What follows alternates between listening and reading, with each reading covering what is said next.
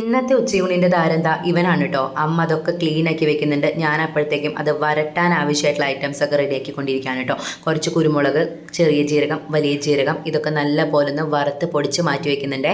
പിന്നെ ഇതാ ക്ലീൻ ആക്കി വെച്ചിരിക്കുന്ന ലിവർ പാർട്സിലോട്ട് കുറച്ച് മുളക് പൊടി, മഞ്ഞൾപ്പൊടി, പിന്നെ ഗരം മസാല, ആവശ്യത്തിന് ഉപ്പ് ഇതെല്ലാം ചേർത്ത് ഒരു 3 വിസിലടിച്ച് കഴിഞ്ഞാൽ സംഭവം വെന്ത് കഴിഞ്ഞിട്ടുണ്ടാവും കേട്ടോ.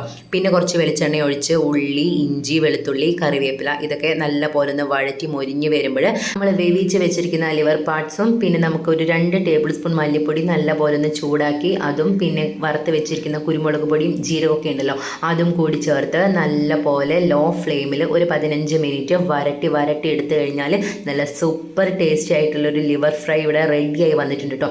കുരുമുളകൊക്കെ ഇട്ട് വരട്ടിയിട്ടുള്ള നല്ല അടിപൊളി ലിവറാണ്. നല്ല സൂപ്പർ ടേസ്റ്റാണ്. ഞാൻ ചൂട്ടോടെ തന്നെ പാത്രത്തേക്ക് കഴിച്ചു. നല്ല അടിപൊളി ടേസ്റ്റാണ് കേട്ടോ. പറയുമ്പോൾ തന്നെ വായിന്ന് വെള്ളം വന്നിട്ട് വയ്യ. അപ്പോൾ ടാറ്റാ.